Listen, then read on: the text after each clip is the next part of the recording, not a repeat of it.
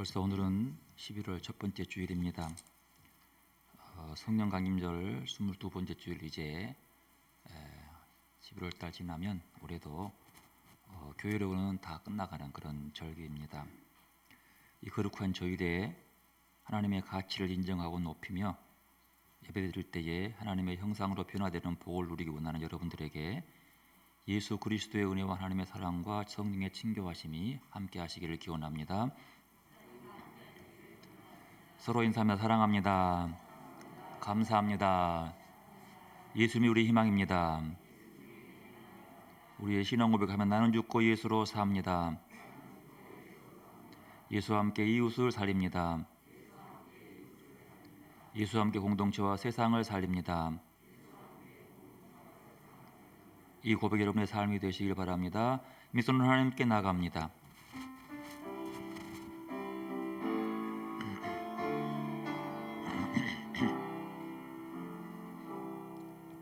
주께와 엎드려 경배드립니다. 주 계신 곳엔 기쁨 가득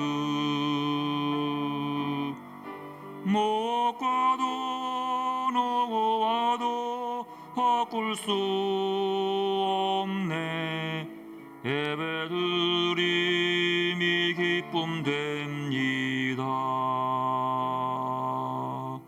주께와 엎드려 경배드립니다. 주 계신 곳엔 기쁨 가득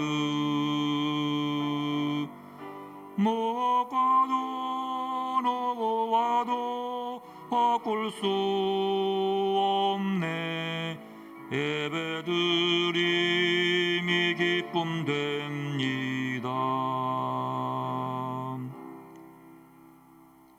말씀이 육신이 되어 우리 가운데 거하심에 우리가 그 영광을 보니 아버지의 독생자의 영광이요 은혜와 진리가 충만하더라. 하나님은 영이시니 예배하는 자가 영과 진리로 예배할지니라. 아멘.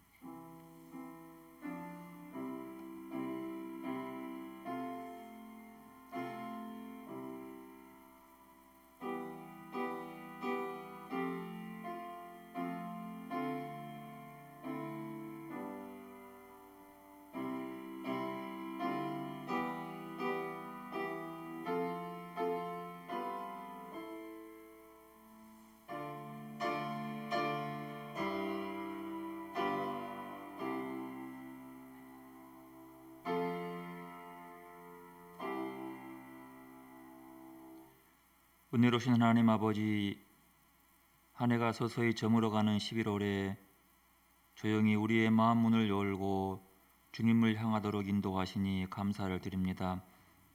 세상의 모든 유혹들을 물리치고 구별된 몸과 마음으로 거룩하신 하나님만을 바라보게 하셨사오니 또한 감사를 드립니다. 주님, 시간이 흘러도 변함없이 우리를 사랑하시는 주님께만 소망을 두고 살아가는 우리 인생들의 경배를 받아 주옵소서.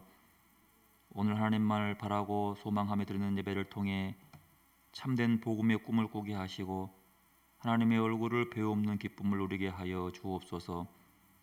그리고 주님의 사랑의 손길로 지친 인생들을 어루만져 주시고 생명수와 같은 은혜의 말씀으로 낙심한 영혼들을 굳건하게 세워 주옵소서.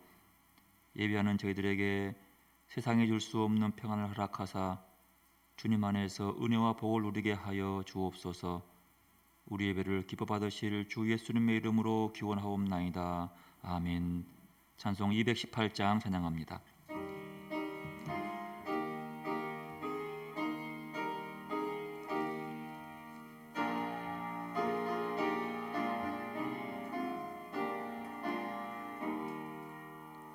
내 맘과 정성을 다하여서 주 너의 하나님을 사랑하라.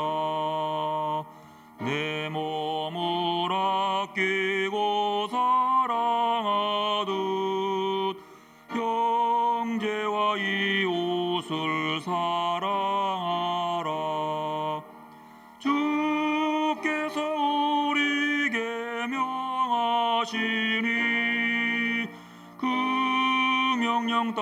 따라서 살아가리.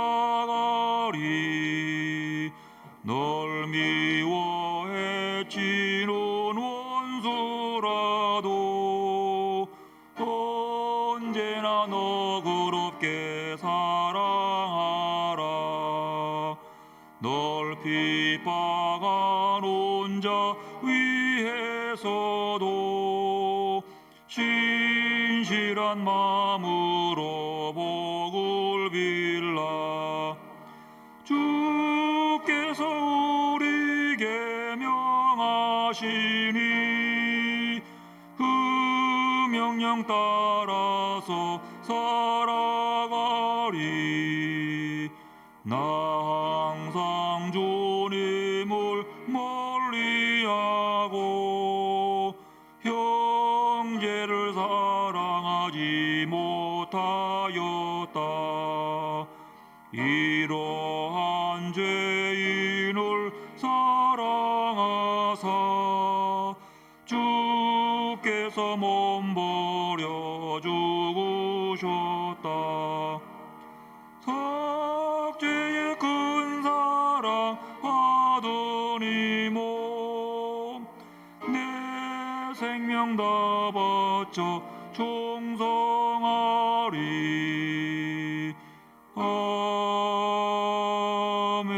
아멘. 교동문 41번 교독합니다.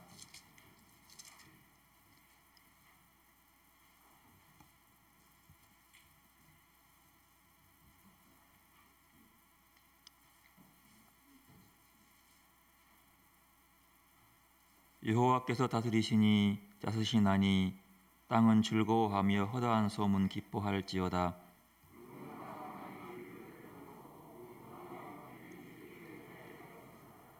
불이 그의 앞에서 나와 사방의 대적들을 불사르시는도다.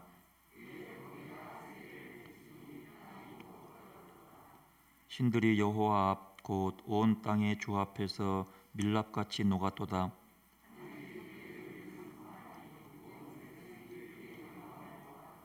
조각한 신상을 섬기며 허무한 것으로 자랑하는 자는 다 수치를 당할 것이라. 너희 신들아 여호와께 경배할지어다.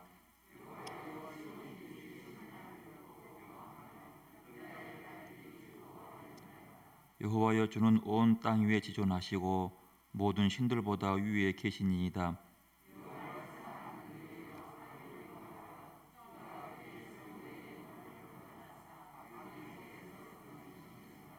의인을 위하여 빛을 뿌리고 마음이 정직한 자를 위하여 기쁨을 뿌리시는도다.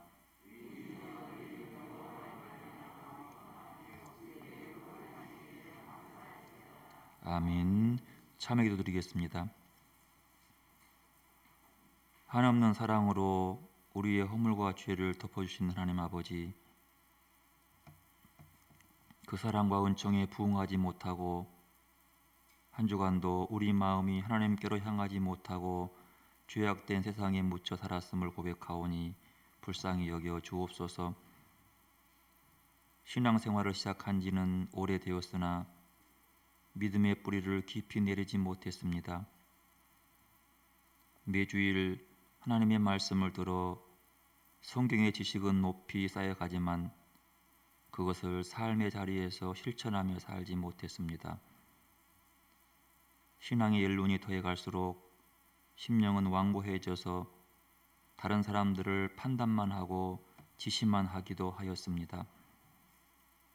교회 안에서도 성령님의 음성에 귀를 기울이기보다는 내 생각과 내 경험을 앞세워 고집을 부릴 때도 있었습니다. 사랑의 주님, 날이 갈수록 예수를 닮아가기는커녕 오히려 교만하고 완고해져가는 저희들의 심령을 불쌍히 여기셔서 용서해 주시고 부드러운 손길로 어루만져 주옵소서. 그리하여 온유와 겸손으로 주님의 발자취를 따르는 성도들이 되게 하옵시며 이제는 주님과 나만 하는 것들을 침묵으로 고백합니다.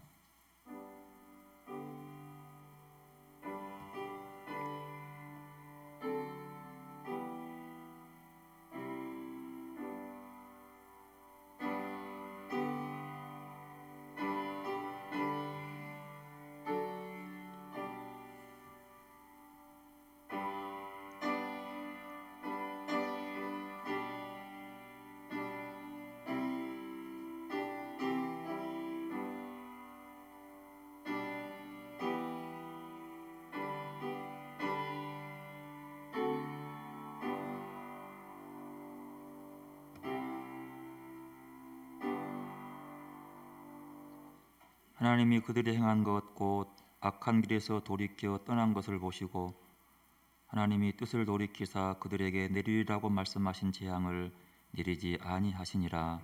아멘. 나는 전능하신 아버지 하나님 천지의 창조주를 믿습니다. 나는 그의 유일하신 아들 우리 주 예수 그리스도를 믿습니다. 그는 성령으로 잉태되어 동정녀 마리아에게서 나시고 본디오 빌라도에게 고난을 받아 십자가에 못 박혀 죽으시고 장사된 지 사흘 만에 죽은 자 가운데서 다시 살아나셨으며 하늘에 오르셔 전능하신 아버지 하나님 우편에 앉아 계시다가 거기로부터 살아있는 자와 죽은 자를 심판하러 오십니다. 나는 성령을 믿으며 거룩한 공교회와 성도의 교제와 죄를 용서받는 것과 몸의 부활과 영생을 믿습니다. 아멘. 나 주님을 사랑합니다. 참 사랑해 주를 경배해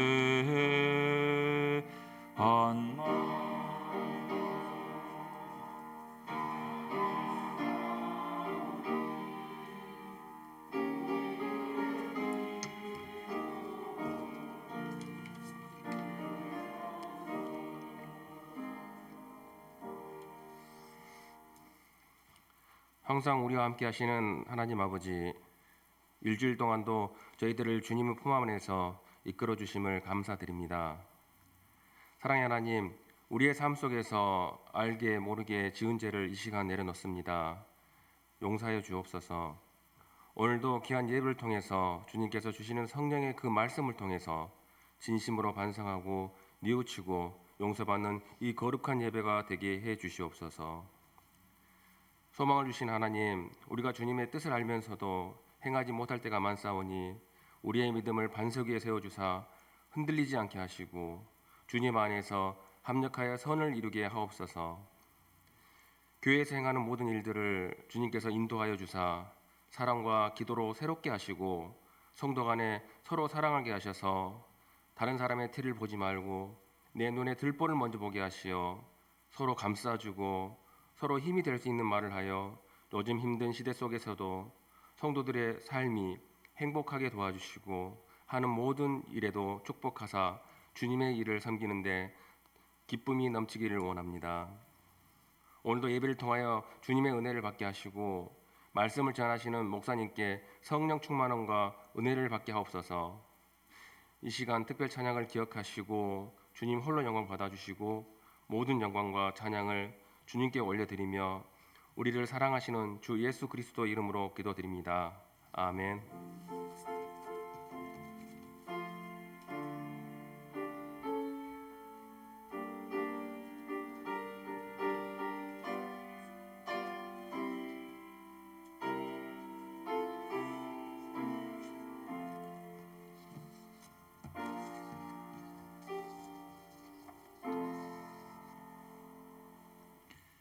하나님 말씀 말라기서 2장 구약성경 맨 마지막에 있는 말라기 2장 1절에서 2절 그리고 7절에서 10절 말씀 교독합니다.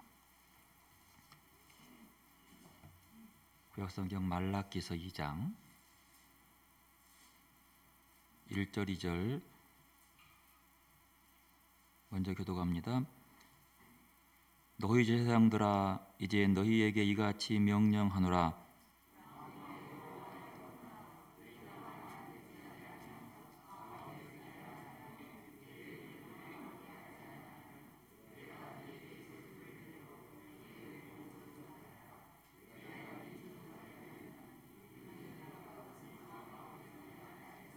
(7절입니다) 제사장의 입술은 지식을 지켜야 하겠고 사람들은 그 입에서 율법을 구하게 되어야 할 것이니 제사장은 만군의 여호와의 사자가 됨이거늘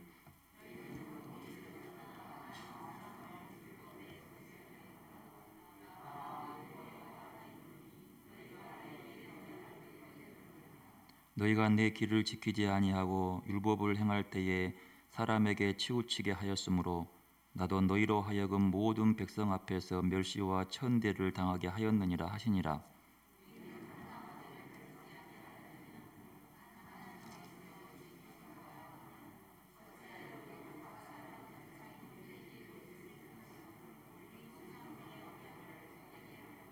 아멘까지 봅니다. 마태복음 23장 1절에서 12절 말씀까지 교독합니다.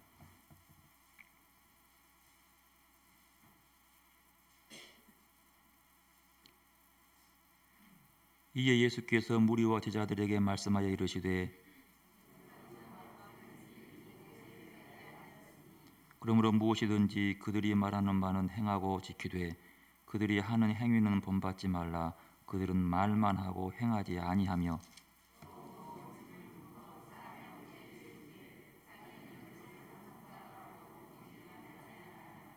그들의 모든 행위를 사람에게 보이고자 하나니 곧 그 경문 띠를 넓게 하여 옷수를 길게 하고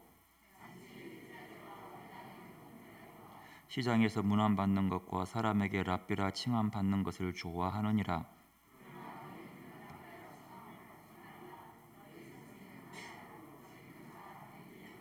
땅에 있는 자를 아버지라 하지 말라.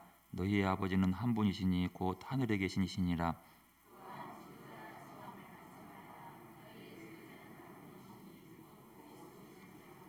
너희 중에 큰 자는 너희를 섬기는 자가 되어야 하리라.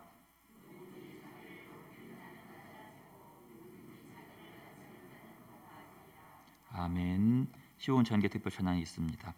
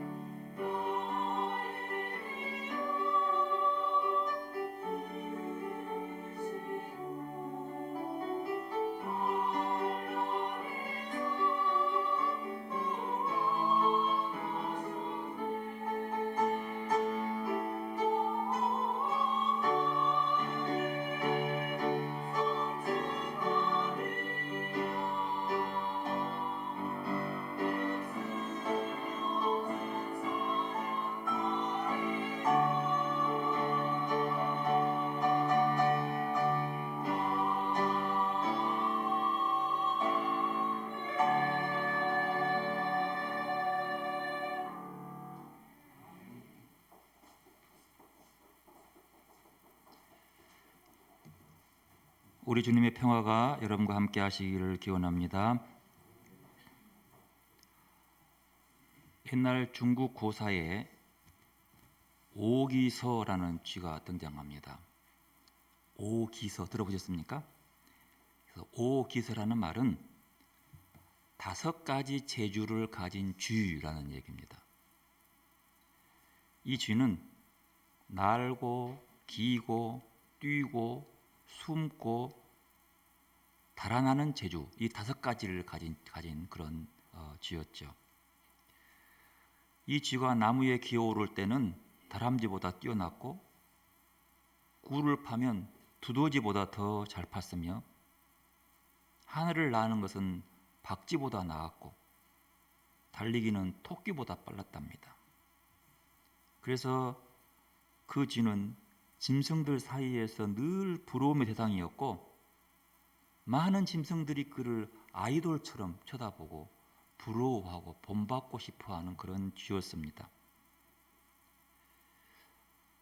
그날도 어느 때처럼 짐승들이 모여서 이 쥐의 신기에 가까운 재주를 보면서 막 즐거워했습니다. 근데 마침 그때 먹이를 찾고 있는 독수리가 이들을 보고 하늘에서 확 내려왔습니다. 이 내려온 독수리를 보고 짐승들은 저마다 자기들이 가지고 있는 숨는 재주를 통해서 확 숨었어요. 근데 이 오기서는 내가 이때 무슨 재주를 부려서 기가 막히게 숨을꼬 라고 재주 선택에 고민하다가 잡혀 먹어버린 거예요.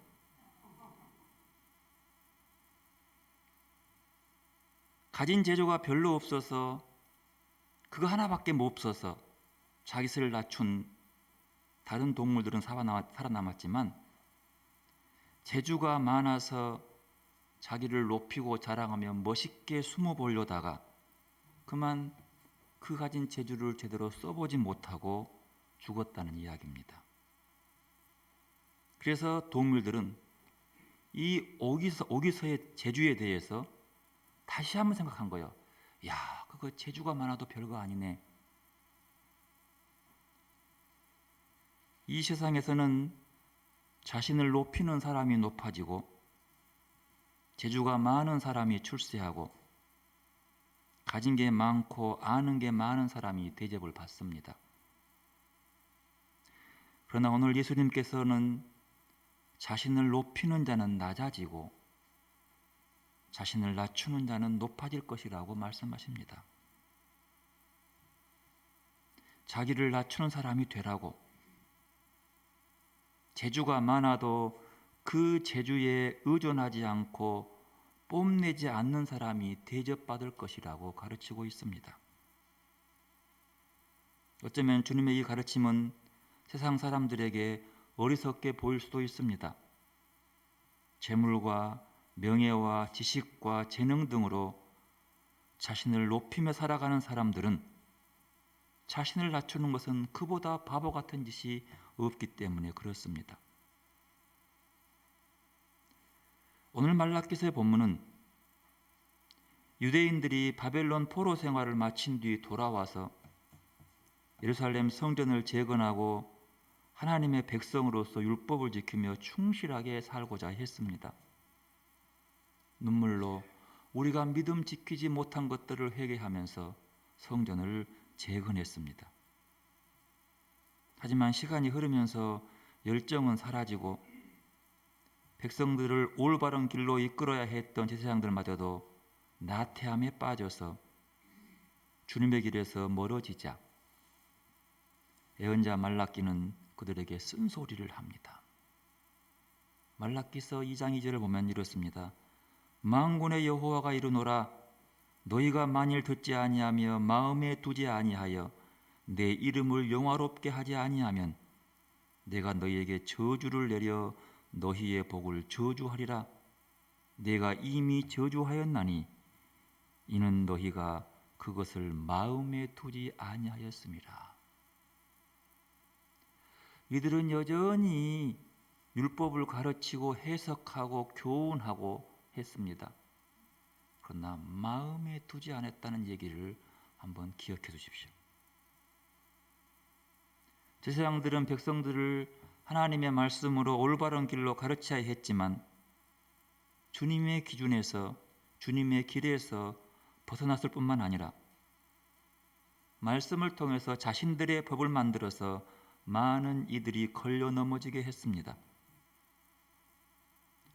법을 공평하게 적용하지 않으면서 분란을 일으켰고 그것들 때문에 그들은 오히려 백성들의 마음속에 멸시와 천대를 받게 된다라고 말씀합니다. 그래서 말라기서는 후에 주님의 날이 닥치리라고 예언합니다. 그러면서 그 날이 오기 전 엘리야 예언자가 와서 모두의 마음을 하나님께로 돌릴 것이라고 예언합니다. 이 예언들은 구약 성경과 신약 성경을 잇는 징검다리 역할을 합니다. 그래서 성경은 말라기서를 구약의 맨 마지막 부분에 넣어요. 그리고 이것이 400년 지난 다음에 새로운 성경이 나오는데 그것을 배치할 때에 마태복음을 쑥 집어넣습니다. 오늘 본문의 얘기에 중심을 두고 이것을 두고 뚝 띄어서 이것을 이루어가는 모습이 마태복음에 등장하는 것이죠. 오늘 마태복음 말씀에서 예수님은 그토록 신앙과 히브리 전통을 소중하게 여기고 실천하며 사람들의 존경을 받고 있는 율법학자들과 바리새인들에 대해서 모세의 자리에 앉았다라고 그들을 비판합니다. 물론 이 속에는 제사장들도 포함되어 있습니다. 말씀으로 가르치는 자들이 있습니다. 여기서 모세의 자리라고 하는 것은 모세의 율법을 가리키는 권위 있는 선생들만 앉을 수 있는 자리입니다. 이 자리는 회당 앞에 높은 자리에 앉아입니다. 우리 강대상 같은 것이죠. 높은 자리에 있습니다. 꼭 돌로 만듭니다. 그리고 그 자리는 재판하는 자리도 되었습니다. 그리고 성문에 들어가면 넓은 공터가 있는데 이 공터는 사람들이 왕래하고 정보를 나누는 자리고 장사하는 자리고 그리고 백성들 앞에서 재판하는 자리입니다. 그 성문에 들어가면 그 넓은 광장 앞에 돌로 된 의자가 있어요. 저는 직접 봤어요. 고라신에 가서 봤는데 그 의자가 모세의 자리입니다. 무슨 말이냐면 모세의 율법을 가지고 그 자리에서 사람들의 시시비비와 옳고 그름을 지적하며 가르치며 판단하는 자리였습니다. 예수님 당시 바리새인 율법학자 중에서 가장 유력한 자, 권위 있는 자, 원로, 인정받을 만한 사람이 그 자리에 앉아서 말씀을 해석해 주는 그런 자리였습니다. 그들이 말하는 것은 본래 하나님의 말씀이니 당연한 것이죠. 말씀을 가르치는데 오늘 본문 그렇게 말해요. 3절 보면 그들이 말하는 바는 행하고 지키되 그들이 하는 행위는 본받지 말라. 좀 이상합니다. 그들이 하는 말은 지키고 행하되 행하고 지키되 왜 그럴까요? 여러분 바리새판을 비판하는 첫 번째 비판이 이겁니다. 모세의 자리에 앉았는데 그들이 하는 말은 지키고 행하라는 거예요. 제자들에게. 그런데 그들이 하는 행위는 본받지 말라는 거예요. 왜 그럴까요? 쉽게 생각할 수 있죠. 언행일치가 안 됐기 때문이에요. 말 따로 행동 따로였습니다. 그들이 가르치는 것은 가르치는 의도였어요. 여러분 율법을 가지고 가르쳤으니까 그들이 가르치는 것은 하나님의 말씀입니다. 이 말씀을 그걸 받고 지켜야 되는 거예요. 그런데 그 말씀은 그대로 받고 행위는 지키지 말라는 거예요. 그 이유를 또 얘기합니다.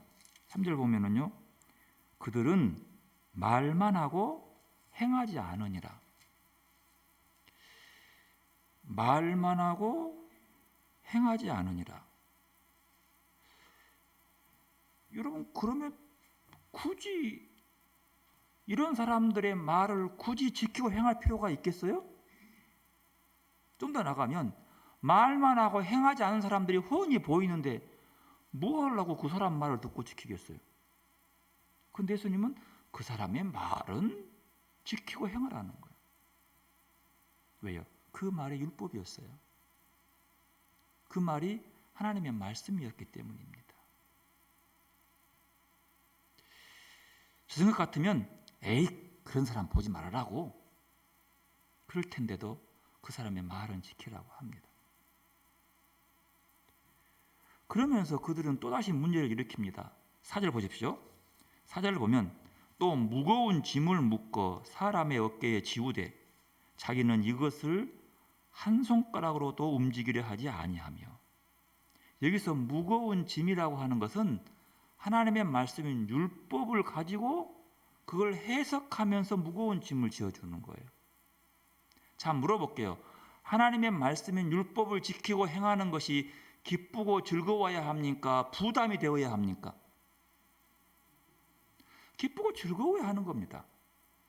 여러분, 하나님의 말씀은요, 우리에게 부담을 주고 무겁게 하고 힘들게 하기 위해 준 것이 아닙니다. 그 말씀엔 기쁨과 즐거움이 있고 그 말씀을 지키는 자에게 주어지는 행복이 있는 거예요. 그러면 그 말씀을 전하고 가르치고 풀어주는 사람들에게 말씀을 전할 때에 기쁘고 행복하게 만들어줘야 되는데 오히려 짐을 지워진다는 것, 이것이 그들을 비판하는 두 번째 문제입니다.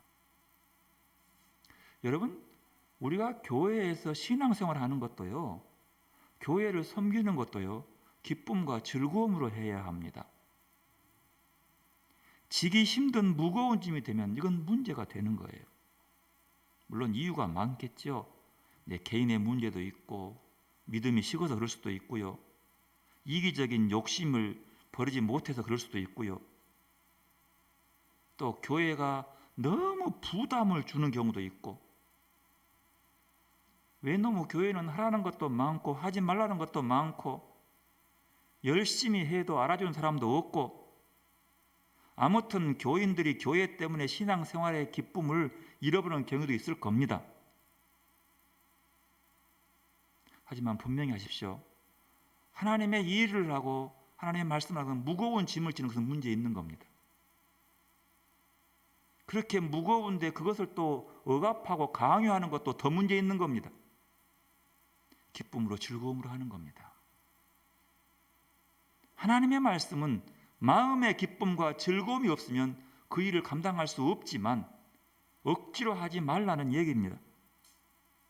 그런데 율법학자와 바리새파 사람들은 그런 사람들에게 하나님의 뜻을 행하는 기쁨을 빼앗아 버리고 막상 자기들은 아무것도 안 하고 있다는 사람, 오히려 다른 사람들을 감시하고 지적하고 고발하기에 열중했지 자기들은 하나님의 법을 지키지 않았다는 겁니다. 그리고 그들은 자기들의 행한 것이 하나님의 법이 아니라 자기 자랑과 자기 과시였음에도 불구하고 그들은 그렇게 말합니다. 5절, 그들이 하는 모든 일은 사람들에게 보이려고 하는 것이라고 합니다. 여러분, 이거 보십시오. 이 바리새인과 율법학자들이 율법을 지키지 않는 게 아니에요. 잘 지켰어요. 그런데 그들의 행위는 따라하지 말라는 거예요, 예수님께서. 여러분 보십시오. 그들이 하는 모든 일을 사람에게 보이려고 하는 것, 여러분, 이것을 외식이라고 합니다. 예수님은요, 율법학자와 바리새인들의 외식에 대해서 굉장히 큰 문제로 다루었습니다. 왜요? 외식은요, 우리의 영혼을 골수까지 썩게 만들어버리는 것이 외식이기 때문입니다. 그러면 예수님께서 말씀하시는 외식이 무엇인가에 대해서 알아볼 필요가 있습니다. 그 말씀이 오늘 5절에 나오는 얘기예요. 3절부터 봅시다.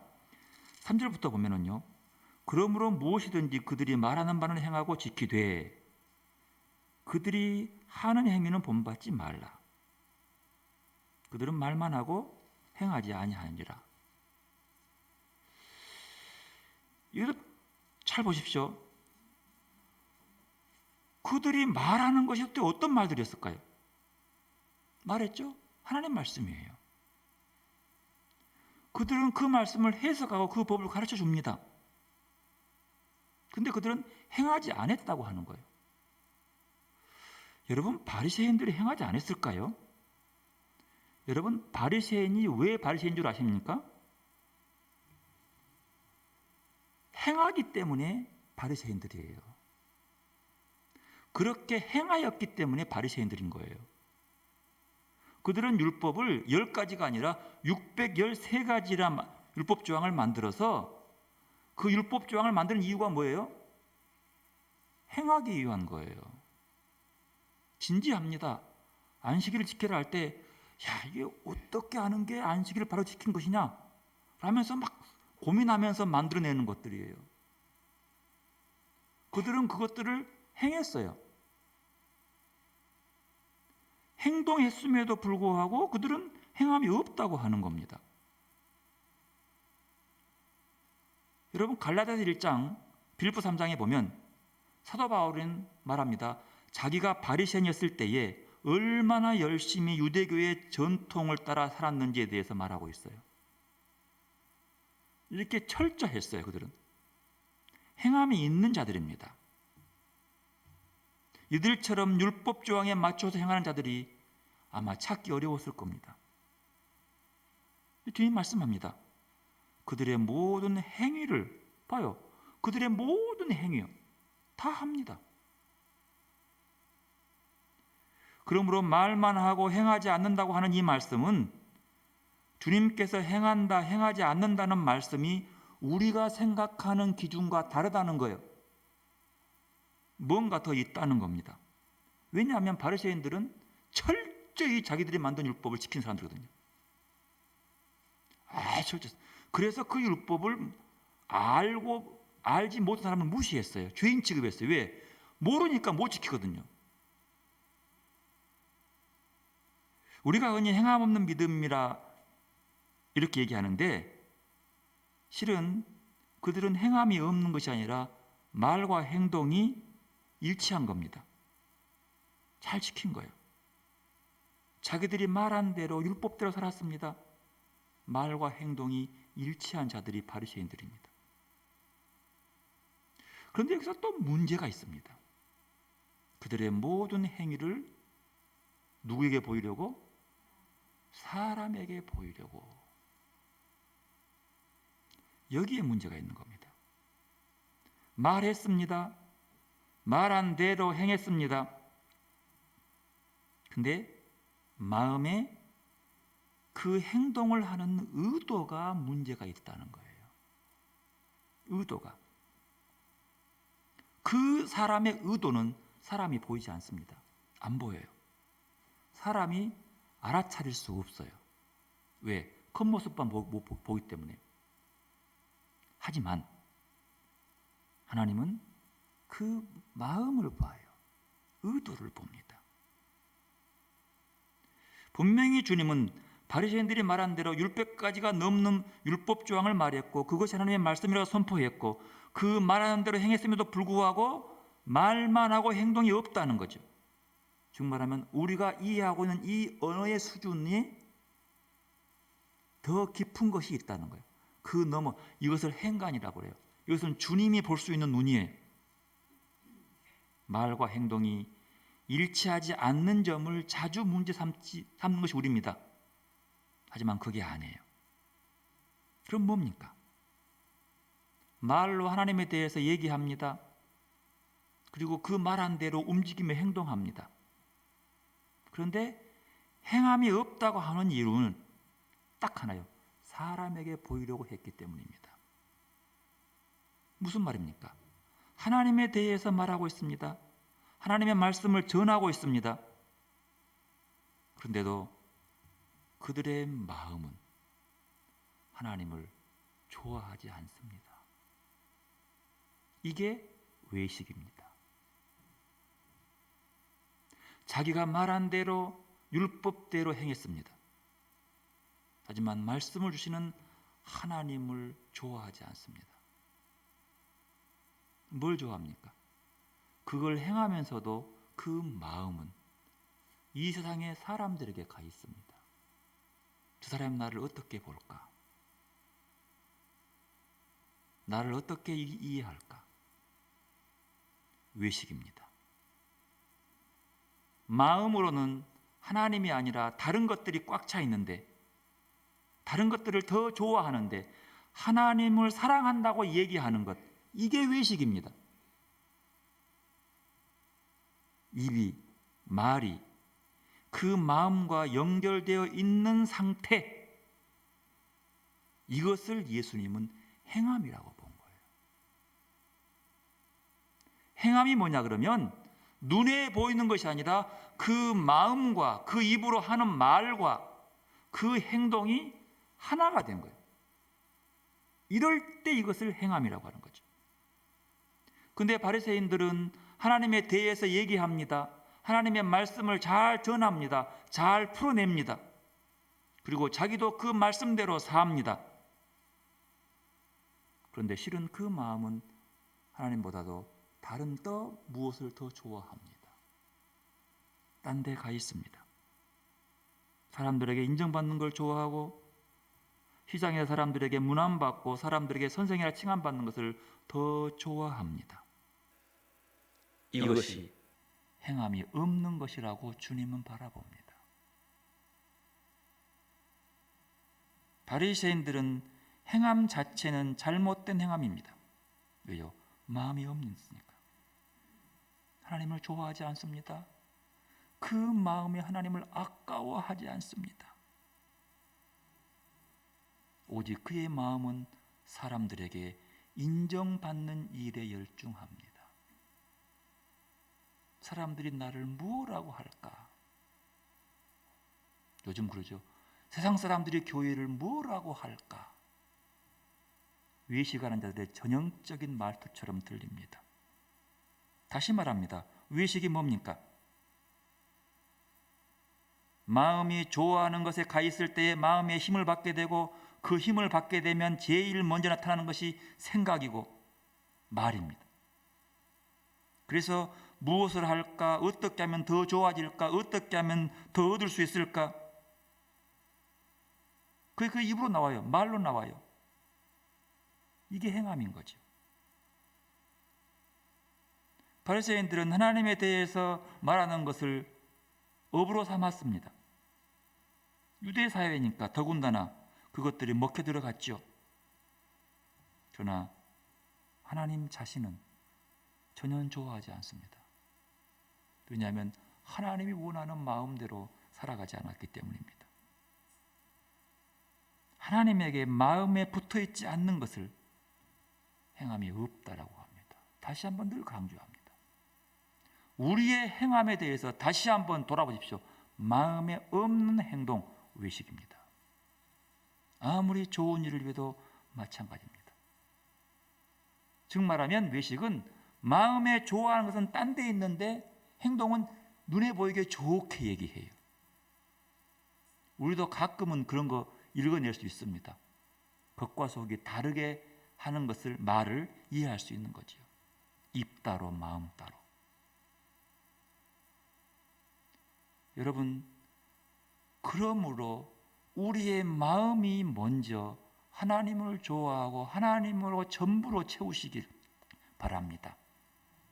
그래야 우리 입술이 무슨 얘기를 하도, 내가 사업 얘기를 하고 내가 집안일을 하더라도 내 마음이 하나님께 가 있고 하나님이 좋아지면 이 일들이 밖으로 표현된 것들이 달라지는 거예요. 달라지는 거예요. 내 마음이 뭐가 있냐는 거예요. 아이가 태어나서요, 귀여운 아이가 한 돌쯤 지나가면 6개월 지나가면 눈도 마주쳐요. 그럴 때 온통 그 마음에 누가 있어요? 내 자식이 있어요. 근데 이 자식이 한 달 떨어지면요, 정말 온통 그것밖에 안 보입니다. 그러면 그 자식을 둔 부모들 만나면 맨날 하는 게 뭐예요? 자식 얘기밖에 안 해. 할머니는 맨날 손자 얘기밖에 안 해. 왜요? 그 마음에 그거 있으니까. 근데 그렇게 있으니까 그가 하는 행동은 다 손자들 위한 거예요. 하나가 되는 거예요. 이게 행함이라는 겁니다. 우리가 무슨 일을 하도 하나님의 영광을 드러내고 하나님을 나타내기 위해서는 우리 마음에 하나님을 좋아하고 사랑하고 하나님으로 채워져야 되는 거예요. 그래, 첫째 계명의 모습이 하나님을 사랑하라는 거예요. 그리고 말하고 행동이 일치되는 것이 행함. 그러나 바리새인들은 마음은 사람들에게 보이고 사람들에게 칭찬받고 사람들에게 높아지고 사람들의 눈치 보면서 말도 바르게 하고 행함도 바르게 하는 거예요. 그걸 행함이 없다라고 하는 거예요. 하나님은 그 마음을 중시하는 것. 6절 7절에 보면 또 문제가 있습니다. 잔치의 윗자리와 회당의 높은 자리와 시장에서 문안받는 것과 사람에게 랍비라 칭함받는 것을 좋아하느니라. 여러분, 이건 교만의 문제입니다. 여러분, 교만은 죄의 기본입니다. 아우스티누스는 교만은 하나님의 형상에 빗나간 형태라고 말합니다. 왜냐하면 교만은 하나님 아래에서의 평등한 교제를 싫어하고 동료인 인간에게 하나님의 다스림이 아니라 자기의 지배를 받으라고 강요하기 때문이라고 말합니다. 즉 말하면 교만이 뭐냐 그러면 다른 사람의 하나님이 되려고 하는 것이 교만이에요. 그래서 죄입니다. 하나님 믿는 사람은 교만할 수가 없어요. 왜냐하면 하나님 아래에서 모두가 뭐하니까? 평등하니까. 똑같아요. 하늘 아래에서 모두가 평등합니다. 돈 많은 이건희가 높은 게 아니에요.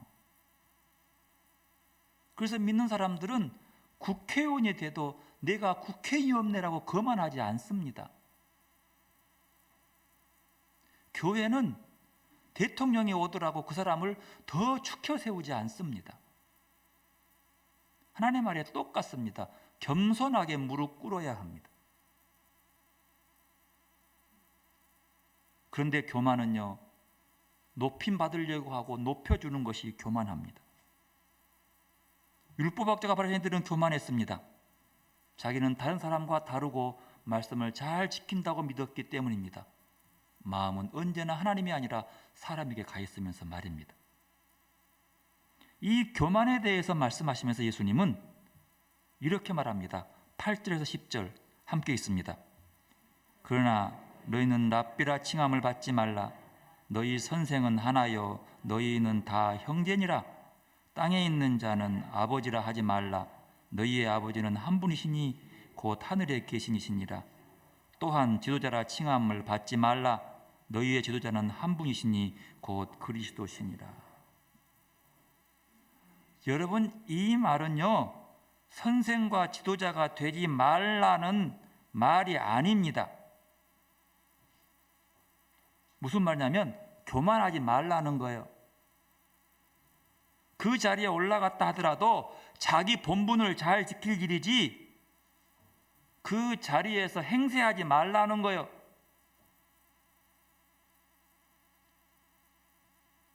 제자의 자리, 그리스도인의 자리에서 본분을 다하라는 말씀입니다. 교사하지 마, 이런 말이 아니에요. 높아지려 하지 마, 아니요. 높은 자리가 없어요. 하나님 앞에서는 직분이요. 그래서 교회에서는 목사나 장로나 권사나 집사나 직분이지 맡겨진 일을 감당하는 자들이지 그 자리가 계급을 얘기하는 것이 아니다는 거예요. 높아지지 말라는 거죠. 또 말합니다. 땅에 있는 자를 아버지라 하지 말라. 이 말은 내를 낳아준 아버지를 아버지라 부르지 말라는 그 뜻이 아닙니다. 여러분 그런 얘기 들어보셨죠? 목사를 영적 아버지라고. 그런 얘기 안 들어보셨어요? 그런 말 듣지도 마시고 그 말 믿고 아멘도 하지 마시기 바랍니다. 땅의 아버지를 아버지라 하지 마십시오. 우리 아버지는 한 분밖에 없습니다. 하늘 아버지요. 나를 낳아주고 길러진 분을 아버지, 그건 당연한 아버지요. 그러나 나를 하나님께로 이끌고 가르치고 했다고 하면서 그렇게 나는 늘 고민이에요. 내 친구들 말합니다. 저 아무개 있잖아. 저 열심히지. 저 내 제자야.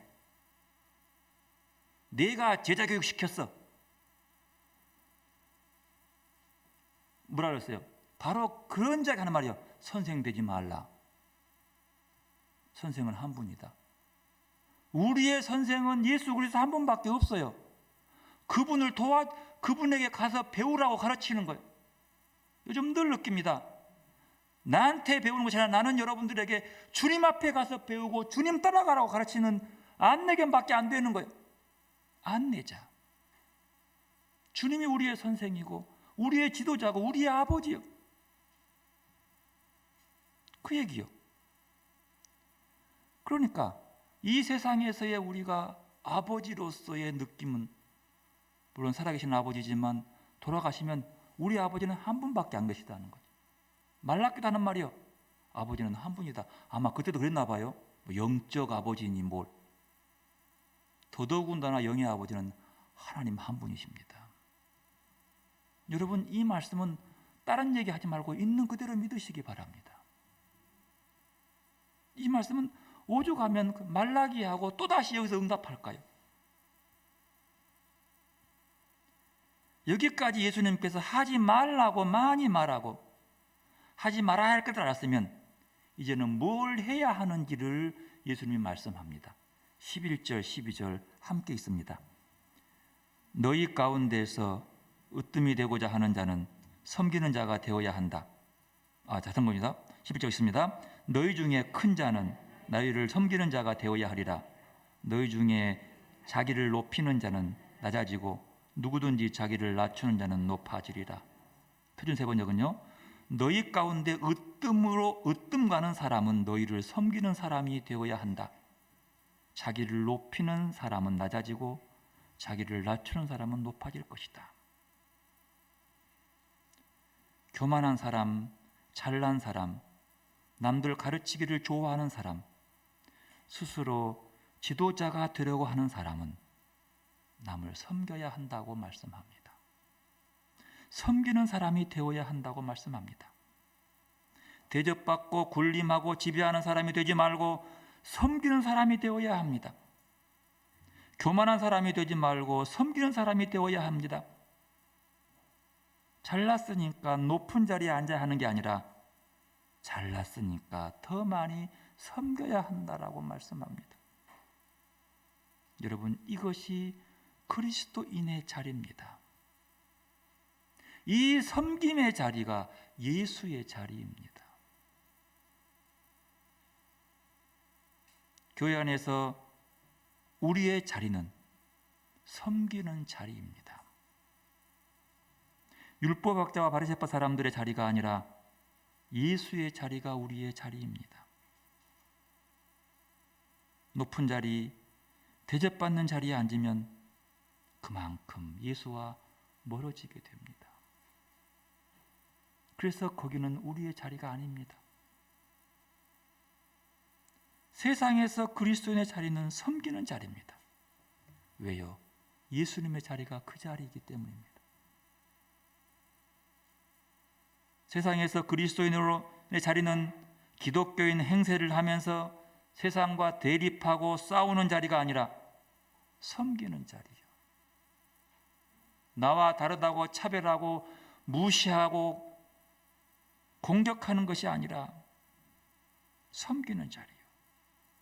그리고 아직도 돌아오지 않는 하나님의 자녀들을 섬기고 돕는 자리요. 어떻게 하면 이들을 하나님께로 끌어오게 할까라고 고민하는 것이지, 어떻게 하면 이들을 차별하고 쳐낼까라고 고민하는 우리의 자리가 아니라는 것은 바리새인들의 자리요, 율법학자들의 자리요, 예수님 시대에 교만했던 그들의 자리입니다. 오늘 예수님이 이 말씀을 하신 이유는 율법학자와 바리새파 사람들을 비판하고 지적하기 위한 것이 아니라 우리를 위해서 하신 말씀입니다. 우리가 어느 자리에 앉아야 하는지, 그 자리가 어디인지를 알려주시려고 이 말씀을 하신 것입니다. 우리도 세상 사람들을 향해서는 모세의 자리에 앉은 사람들입니다. 하나님의 뜻을 알려주고 하나님의 뜻대로 살아야 한다는 사실을 가르쳐주기 위한 그 자리, 당연히 우리의 자리이지요. 이 자리를 회피해서는 안 됩니다.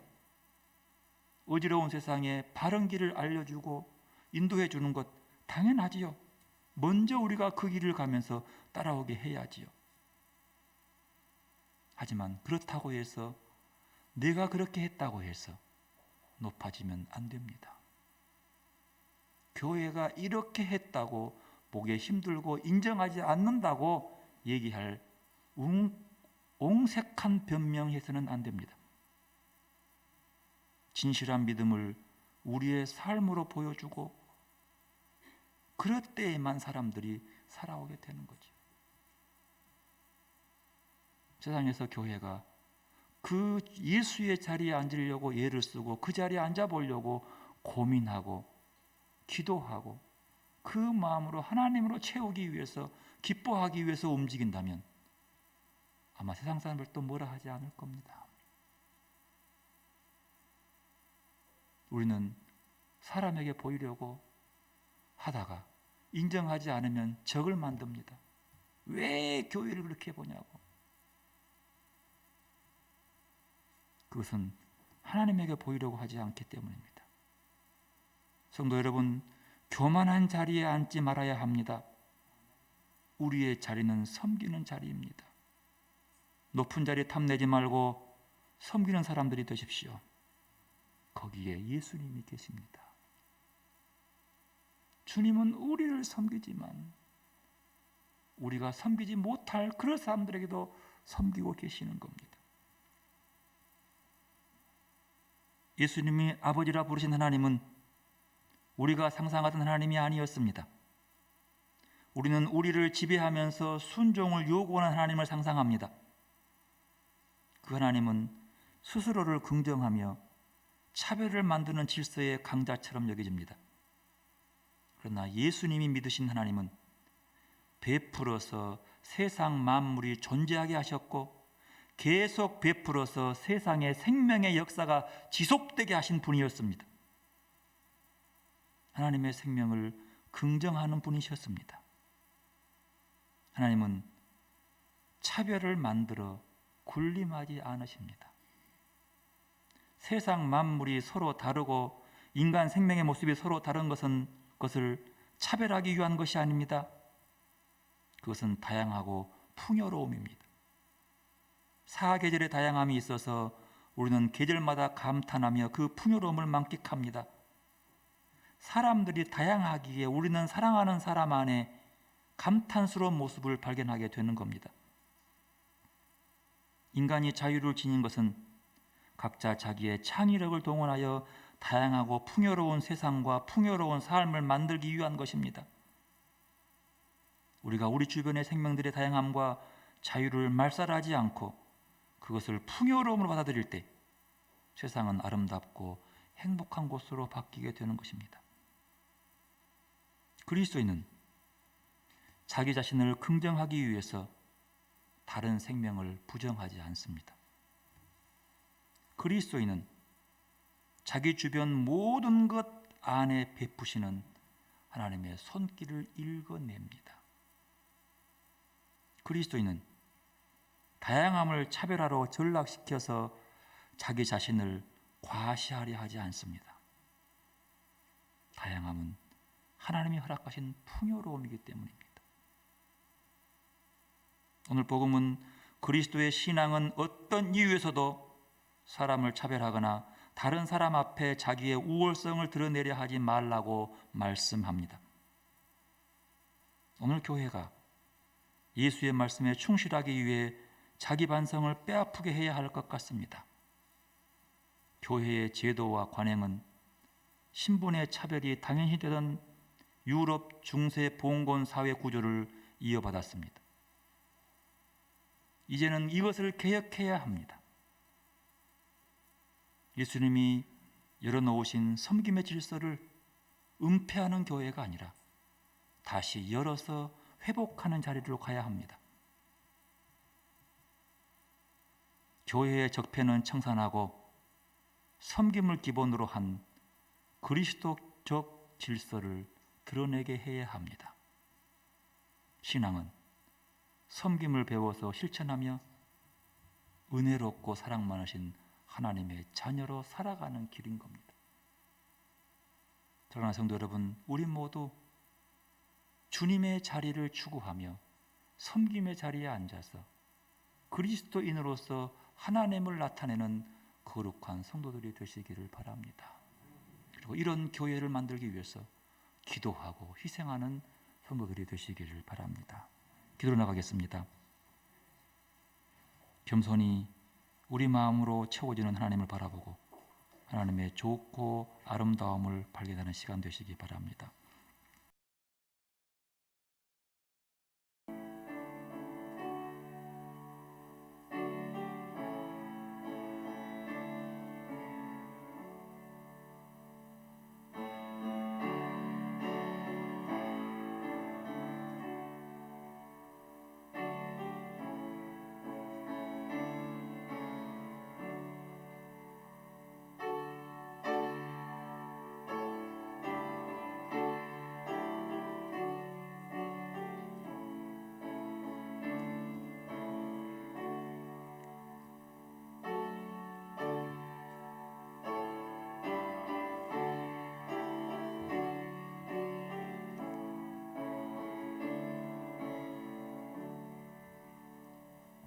내가 고요히 주님을 기다립니다. 오셔서 우리를 새롭게 하여 주소.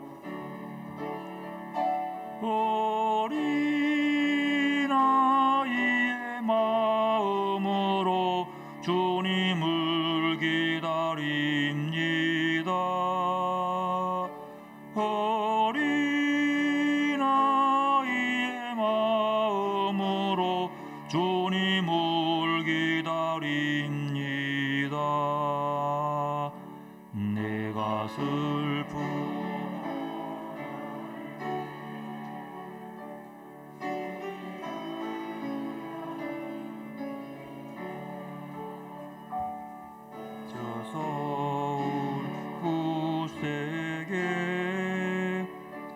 굳세게 하여 주소서.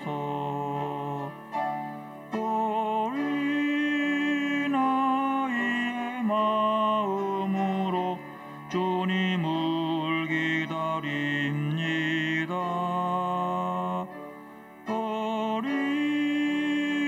어린아이의 마음으로 주님을 기다립니다. 지혜의 근원이신 주 하나님, 어려운 순간을 마주하게 될 때 주님의 지혜를 발견할 수 있는 사람이고 싶습니다. 주님이 심어주신 지혜를 사람들과의 관계 안에서 슬기롭게 사용하는 사람이고 싶습니다. 주님의 지혜와 슬기를 본받는 자 되게 해 주십시오. 주님, 저희의 작고 어리석음 그리고 부족함이란 단어를 무시하고 싶지만 그 안에 담겨질 주님의 큰 영광이 무엇인지를 계속 바라보며 주님을 바라보게 하옵소서. 실망하고 싶을 때, 또 주저앉고 싶을 때 주님과 함께 할 수 있도록 우리를 이끌어 주옵소서. 오늘도 저희의 마음과 저희 모든 것을 주님께 의탁합니다. 그리고 우리가 주님 앞에 하나님이 사랑한다고 고백할 수 있도록 은총 베풀어 주옵소서. 주님, 이 시간 온 마음과 정성으로 겸손하게 주님 앞에 예배드리면서 귀한 예물을 바칩니다. 이 예물을 거룩하게 하시고 바치는 손길도 거룩하게 하셔서 흠양하여 주옵소서. 그리고 이 예물이 쓰여진 곳에 주의 아름다운 사랑의 빛만 드러나게 하옵소서. 예수님의 이름으로 기도드리옵나이다. 아멘. 주송하겠습니다.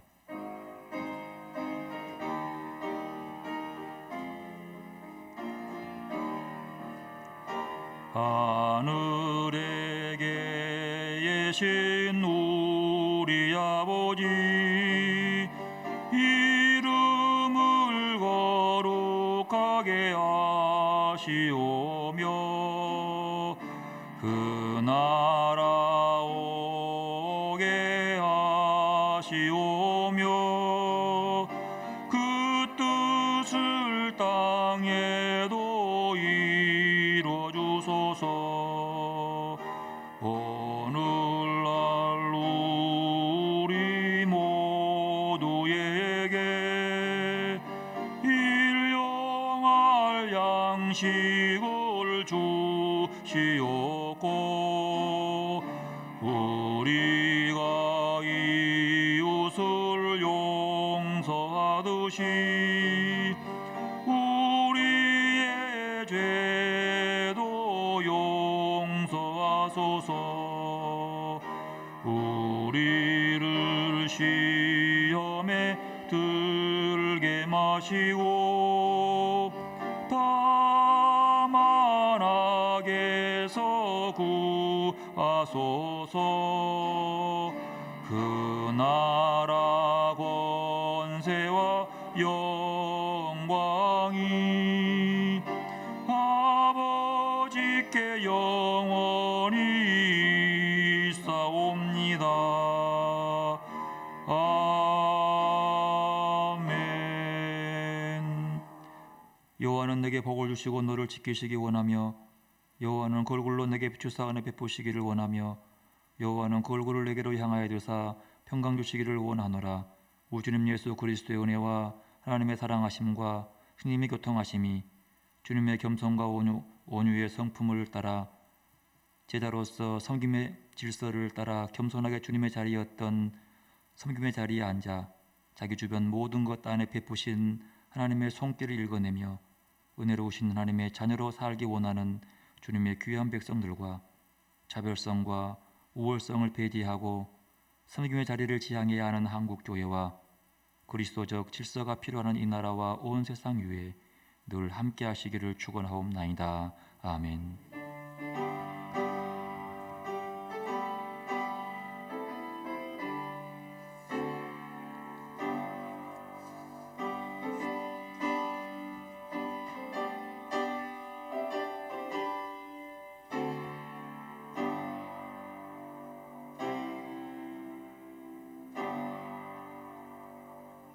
예수님을 희망입니다. 서로 인사합니다. 희망줄로 믿습니다. 우리 지난 주일에 예수노예가 은혜 가운데 마쳤습니다. 이 노예 때 우리 박철희 이제 목사님이죠. 전사님 목사 안수 받으셨어요. 이제 박세리 목사님인데 박세리 목사님 목사 안수에 받아서 감사함으로 타월을 준비했는데 타월이 150개밖에 안 돼서 전체 개인적으로 돌아갈 수 없을 만큼 되어서 그냥 할 수 없이 그냥 한 가정에 하나씩 드린다고 이렇게 합니다. 가셔서 하나씩 받아주시고 축하해 주시기를 바라겠습니다. 그리고 실은 이제 오늘 유아실에 우리 김 목사님 아들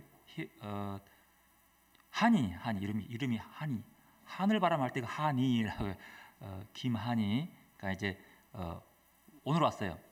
여러분 이제 유치에 왔는데 여러분 유아실에는 가능하면 이렇게 아이들만 앉으시도록 가능하면 늦게 오시더라도 들어오셔서 앉으시고 그리고 이제 애들 보면 이렇게 그냥 마스크 쓰고 눈으로만 보시고 만지지 마시고 이렇게 이쁘게 이렇게 한번 보시고 해주시기 바랍니다. 오늘은 이제 태어나서 처음 교회에 왔습니다. 저도 못 가봤어요. 눈치 보느라 못 가봤는데 오늘 기회를 왔는데 못 왔어요? 예. 오늘 온다에 넣어놨는데 하여튼 이 녀석이 자꾸 이렇게 아프니까 오게 되는데 꼭 올 때 여러분 오셔서 아이들이 오게 될 겁니다. 이제 다음 주부터 올 건데 오면은 그 안들 만지지 마시고 꼭 지켜주시길 바라겠습니다. 뒤에 안 왔구나. 나는 완전 알았는데 앉아서 오늘 오후 2시부터 이 피택제 교육이 있습니다. 피택 안숙 장모님, 안숙 집사님 권사님 참여하셔서 이제 꼭 하시고 빨리 끝낸 다음에 가능하면 조율해가지고 12월 중으로 임직하려고 하는데 안 되면 내년 넘어갈 겁니다. 그러니까 이제 노예가 아마 많은 교회들이 막 임직식, 막 유임식을 막 이때부터 막 시작해가지고 이게 순서 잡기가 좀 힘들어요. 근데 우리 교회는 뭐 이제 특별히 노회장이 올 글을 안 와도 되는 그런 임직식이기 때문에 이제 뭐 그냥 우리가 교회가 정기단 때 정하면 다음 정기단 정하면 그냥 그대로 그냥 뭐 노예 임원들 안 오면 그냥 우리끼리 모아서 이렇게 진행할 수 있게 하려고 합니다. 그러니까 기도해 주시고 함께 참여하셔서 짧은 기간이지만 열심히 이렇게 해오려고 합니다. 참여하시면 고맙겠습니다. 교회 학교 예배를 지난주 드리고 있습니다. 아동부, 중고등부 예배 드리고 있는데 여러분 기도해 주시고 또 아이들이 오랜만에 이 학기부터 많이 나왔더라고요. 여러분 기도하셔서 함께 잘 감당할 수 있도록 도와주시면 감사하겠습니다. 이제 12월 3일 수능 시험이 있습니다. 우리 교회도 김유진, 우가람, 이시온 이 셋 아이들이 수능 시험 치는데 여러분 코로나 때문에 많이 힘들었습니다. 기도해 주시고 꼭 하루에 한 번쯤은 이 아이들 이름을 부르면서 기도해 주시면 대단히 감사하겠습니다.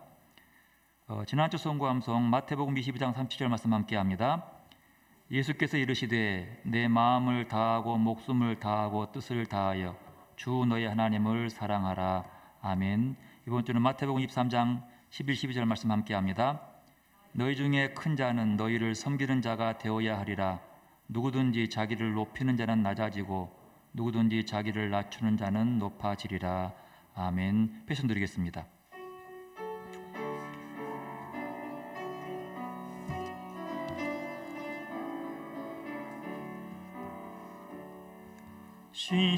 신실하게 진실하게 거룩하게 살게 하소서.